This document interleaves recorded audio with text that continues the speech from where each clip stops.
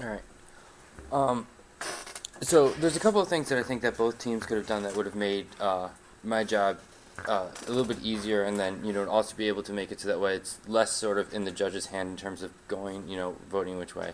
And I think that one of the big issues that's true for both sides is the question of working within the state versus burning down the state. And like so on the affirmative, you're like we need to work within the state, and then you reference evidence that says that we need to work within the state, but then you don't really get into the warrants of that evidence in the 2AR or the 1AR, or explain like empirical examples where this has worked out, especially in the last speech. Earlier on, there's a little bit of talk about how abolishing don't ask, don't tell, then was able to be something that could go out to society. Yeah, but that needs to be in the 2AR. And like, why was that effective? Has that really solved then queer violence within the military, or is now it's just like, well, now we could ask, but now once they ask and we find out that someone's gay, then what happens? Has that really solved these sort of violences? And it probably decreased it at least a little bit, I would hope. But like you don't get into those sort of things, and so like that's sort of the example that needs to happen. And I'm not going to go to people's evidence in order to figure out which evidence is better on this question or not on this question. So I think that sort of fleshing out that point of what does it mean to work in the state? How can the state be beneficial? And I think that would be a good example of where you could get into that. And then especially in issues of like women's violence, you should be able to point into a couple of instances where it has been addressed, when people willingly spoke out, where that's actually caused something to change, opposed to being like, hey, we're part of the state, our evidence says speaking out could do something, but the evidence that you're pointing to that says that is like the DOD, right? It's the state saying the state could work within itself, right? So it's like, there's a little bias that's built into that, obviously. That's not to say it's incorrect, but it means that you have to actually deal with those warrants a little bit more to sort of explain out that argument. And I think the flip side is true for you too. Is like you're like, we can't work within the state, we have to burn it down, we have to eliminate the state, right? And why is it that the state has always failed? And the example that you give is like, well, civil rights just allowed for the prison industrial complex that allows it to be then reimposed there. But there's not really a discussion of where the state could fail in relation to women's violence as directly in terms of the military, right? And getting into those nuances in relation to the affirmative case would make it a lot easier for me to take your example and be like, okay, this is how this instance would be able to fail. Or talk about how just like, right, they're not even a proposal for how to change it, they're just a proposal to speak out from within it, right? How is speaking out from within the state different than a legislative initiative? Is that, just if someone's in the state, is like, if someone Congress spoke out against a form of violence, is that doomed to be co-opted even if it's not attached to a piece of legislation and those sort of things? And that would also be clear in order to be able to figure out how it is that you get away from it and sort of break those sort of things down. And I also think what you need to do is sort of more clearly also describe what does it mean to sort of burn down the state, right? Like they don't poof vanish, right? They don't just immediately disappear. The state's not going to immediately go if you won the tournament, the state would still exist here, right? So it's got to be contextualized as that it's not a literal burning down of the state, but sort of a refusal to act within there in order to be able to assert our own form of agency. And I think that especially when you're going against people within the military who their agency and their social location is built as part of the state, how can they speak as not the state? How could they burn it? Like, do they have to give up and leave the Naval Academy in order to go ahead and do something else in order for them to actually be effective? Can they do anything within their social positions, right? And I think, historically, there's definitely been military figures who have spoken out to criticize, elements of the military that have caused a reformation of policies that have been, beneficial, even if not being necessarily perfect. And I think that if you contextualize your role of the ballot in relation to more directly what they could do, then it's not just like, well, you need to read narratives or you need to do something else, like, that it's like, well, we did read a narrative or something, but it gives the judge a way to understand like how they could have done it in an effective way versus an ineffective way. And I think by toying with the notion of what it means to burn down the state or not burn down the state is an important thing that you could then be able to flesh out a little bit more than you end up actually doing in the context of this round.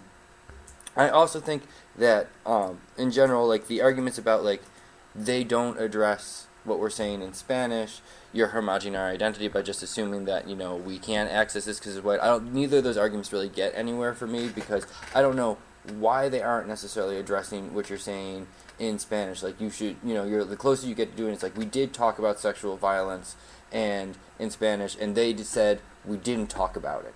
Right, but like in debate all the time, people assert things that someone doesn't say that they did say and things like that. So I don't know why that is sort of an ignoring of that. I think that pointing to cross-examination where they aren't even like, what did you say in Spanish, or I appreciate this sort of sharing, or something like an acknowledgement that something else different would be a better sort of pointing here. It's just, to me, in this round, it doesn't seem like a very salient example. And then for you all, like when you're like, well, they homogenize who we are because they say we can't speak Spanish, to me that's not, it doesn't seem like they're like, well, you are always a white male patriarch. It's just like, we wish you would have listened to us, a little bit more, or something like that. And so it doesn't seem like this can create homogenization of the identity. I think that when they say the state is always bad, I think that that could potentially be more of the homogenization of identity, where they assume that everyone who enters in the state has to act the same way. And that could become apparent when they make arguments that, like, to be in the military, you must be masculine, which is one of the arguments for why just having women in the military would not be good, because they have to have a double consciousness that causes them to not be feminine or what they want.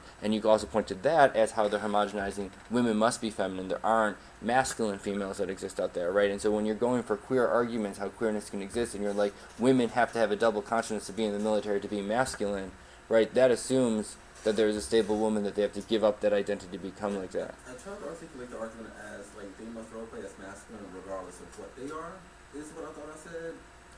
But, like, what if they are that? Well, right. If they are that, then they're not role-playing. They're just being who they are. Right. So, like, the way that you do... So, like, you should be like, even if some women might have this identity, for other women to have to be here, that would be a selling out of those identities, opposed to that all women must role-play. It becomes different. And, like, the women who don't want to role-play, I mean, they could also probably choose to not be in the military, right, as well. So, there's, is all women in the military, do they want to be this masculine form and things like that? I think that can, teased out a little bit more than ends up happening. Okay.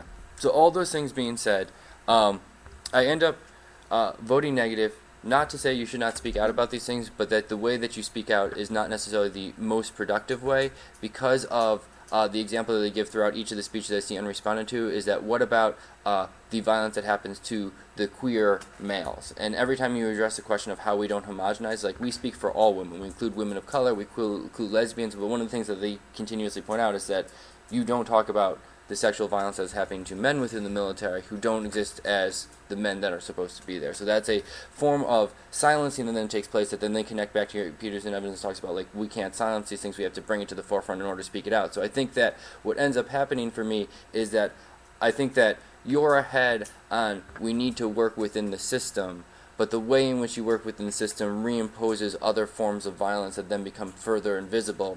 And then they make the arguments about how when certain populations are granted rights, that causes other populations to become even more discriminated against, that pushes that underground, which makes it impossible for us to be able to address those different forms of rights. And so to me, the argument that you can make in order to respond to that is the argument that says, like, we can't, not that we shouldn't talk about the all forms of rights, but that we can't have a moment that everyone could realize the same rights simultaneously. It's a process that's, ongoing. And when you make your spillover claims, it's not a spillover of when we get women the ability to not be raped, then we could have a larger form of compassion for the men who are being raped. It's a spillover for when the military makes the resolution that'll then create civil society to then be able to have these resolutions. But it's still, when that contextualization happens, is then women not getting raped in the military, women not getting raped in society. What happens to the homosexual males that come out within the system in either of those sort of situations, right? And so I get that you're targeted to, this is what you want to talk about. You care about, your sisters in arms, but what about those brothers in arms that are then, not spoken about within those processes? And when it's a question of silencing these sort of things,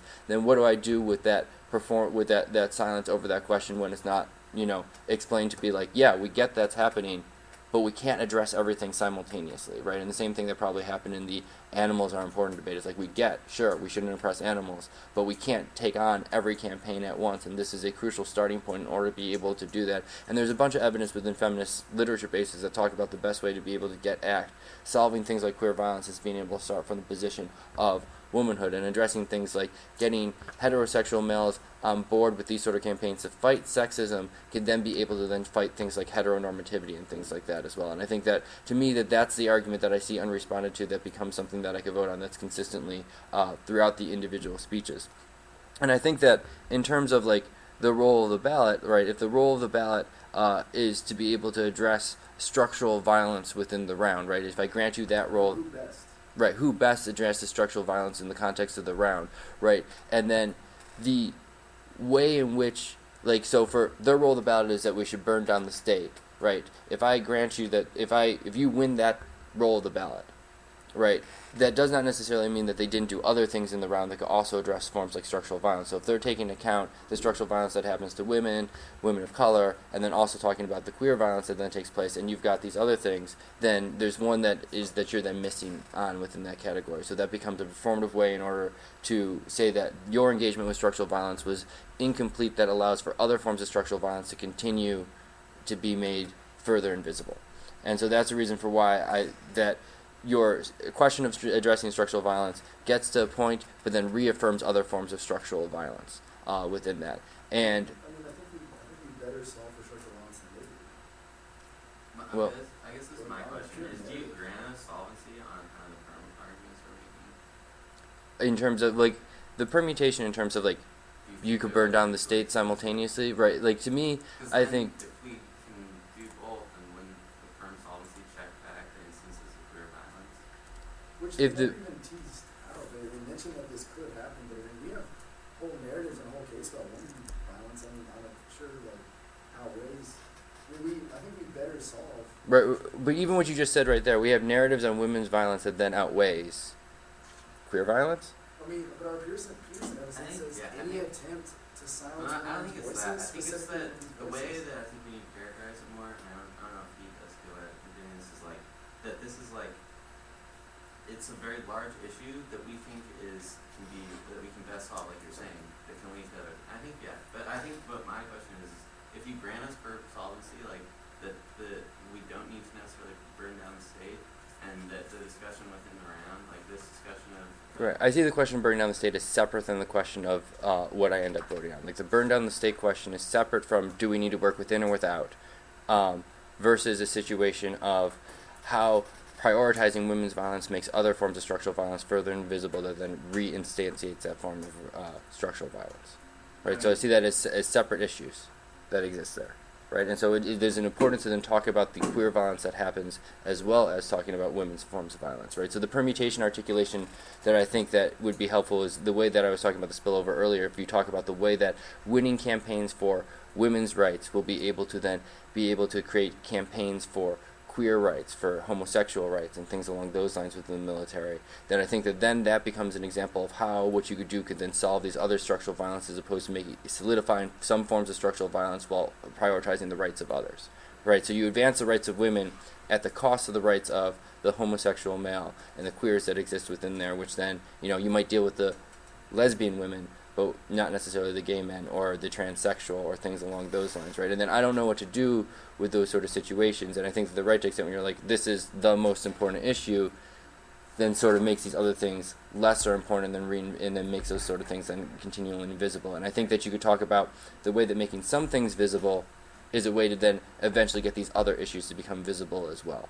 And I think that and I don't think the permutation is necessarily the best way to go about it, because I think that when you're like, we have to work within it, and they're saying, no, we can't utilize the state, right, I don't think that permutation could do really any, I don't see how those things could actually work together. So I think the more of a RF solves the criticism argument, sort of the link turn root of it, is probably a better way to go about doing that, by sort of explaining how addressing sexual violence is not just an issue for women and not just an issue for the heterosexual men, but is an issue for the transsexual, an issue for the homosexual and things like that. And I think that, the don't ask, don't tell policy and the elimination of the don't ask, don't tell policy would be an example of how these things are, interlinked, and we can't deal with these sort of issues as, when we deal with one, we're dealing with them all, opposed to just continuing saying, but women, right? And so it might just be a issue of finessing the language a little bit more, so that way it's a situation where the addressing of women is not just women, but it becomes a question of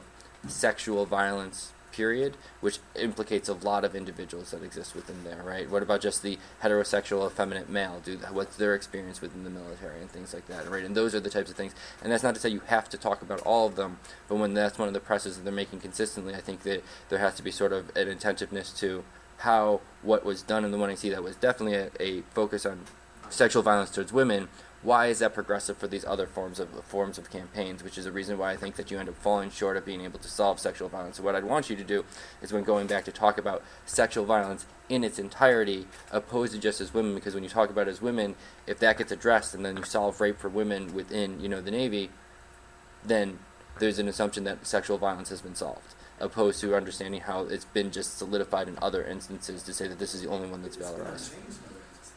That's binding us to solving all forms of. Right, but I mean, you're making claims about how we shouldn't make forms of structural violence invisible, right? But like, when you say just to women, then you then say that these other ones, well, it's okay, we don't have to worry about them because we only care about the women, right? So I think that the argument that you want to make is that starting with women is a way for us to be able to open up conversations about sexual violence that allow us to then be able to address issues of queer violence, of homosexual violence, and things like that. That within a military culture, we cannot just immediately run to talking about the gay male sexual violence. That the best way to be able to get a stepping stone to talking about that is by starting from the position of women. So sort of like, sometimes I call it trickle-down rights, sort of like trickle-down economics. Once you start with, a group that may be less oppressed, then it opens up the door to be able to consider other forms of oppression. It could then be, you use that as a stepping stone to reach other forms of platforms to talk about it, and making the argument that since we can't talk about everything, we need to talk about those things that are most salient to the community that we're interacting with. And once we get them to open up in that regard, then we can get them to open up in these other forms of regards. And then you talk about how, in relation to like their civil rights example, for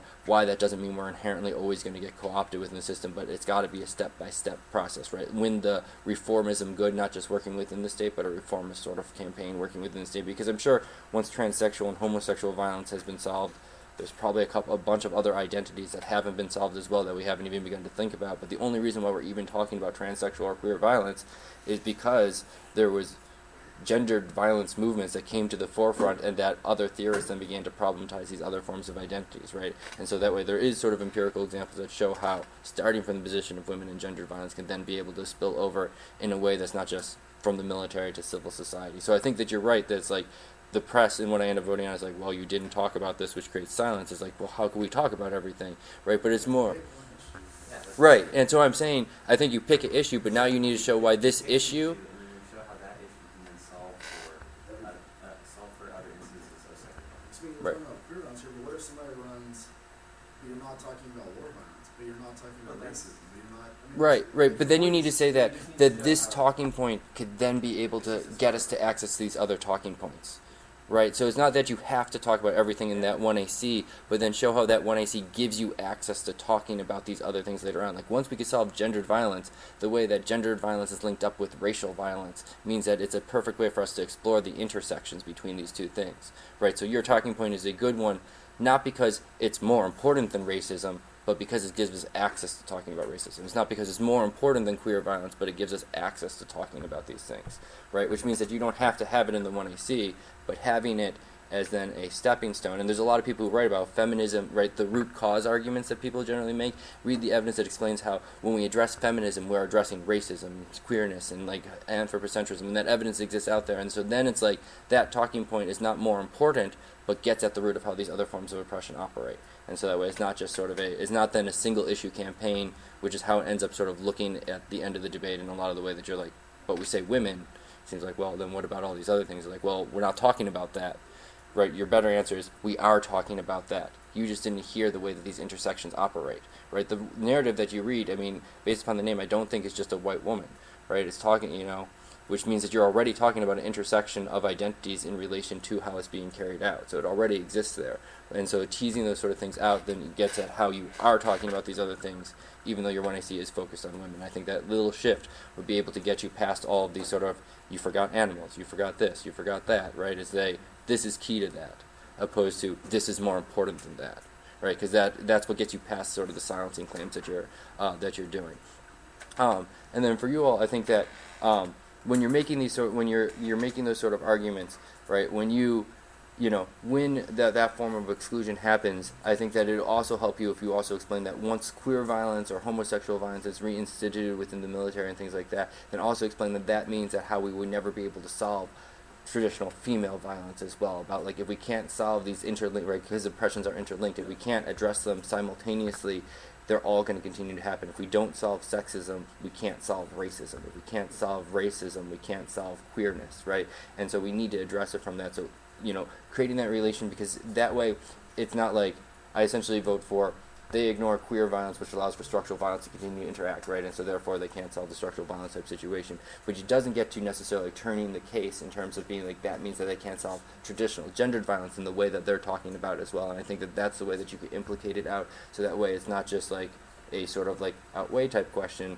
It's also a question of It's like any form of sexual violence that still exists. Any sexual violence against women will be inevitable as well as forms of other forms of violence. right, yeah, and so right, because in this instance, like the reason why I'm able to vote is because that's an argument that is consistently unresponded to throughout the entire round. There's no mention of the the gay male, which is something that you continuously point out in each one of the speeches. So I'm like, okay, as a flow-oriented judge in this round, it's easy for me to be like, this is a way to vote. But if the 2AR got up there and sort of explained how gendered violence is linked up with homosexual violence, or they did that in the 1AR or anything like that, right, then the risk of solving for that when there's no reason for why they can't also solve for gendered violence is like, I'd rather solve rape of women and at least pay attention to these things. But when they don't pay attention to it into its entirety, then it becomes much easier to be like, for vote for you. So you sort of luck out to the extent that they aren't doing that interaction. But with that interaction, that if made, you don't have the it turns case warrants in order for it to be able to check back against it. It's just sort of an external impact opposed to also internally turning their arguments. And I think you could very easily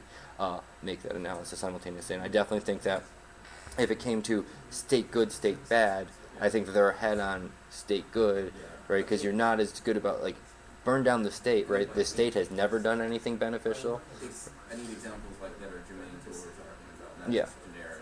Yeah, germane to what we're talking about, and then also be like, not be as literal about like we are just disavowing the entirety of the state. We're just stepping outside of it, right? Like it kind of got mixed off with that. I meant more of like an immaterial, like ideal, like faith in the state that it can fix things, like only allows it to continue to do that thing. Right. So like that losing that faith in the state, like instead of like saying we should advocate for change from the laws, like they should go back to their pattern and they should set up organizations to be like, no, we're against this. We're gonna find people who do this. We're gonna out males who do sexual violence. Like I guess that's kind Right, of yeah, how- that nuance is not in your It's not in speech, it. Okay. right? Yeah, and that nuance becomes much easier because right now the way it exists in the debate is like they can't do anything, period, because they're Yeah, part of I the state, think right? that was my What you point. just said is they could do stuff, but it can't just be within the channels of the DoD traditional mechanisms that do things, right? It's got to be something else, and especially when their advocacy isn't the United States federal government should, but it's that us as midshipmen should, right? It becomes a different context that I don't necessarily think that your state bad arguments get you traction on this round unless you give the example that you sort of just did and how it could be reformed beneficially, right? And once you do that, then it becomes then you're in that regards, all right? All right. Good debate.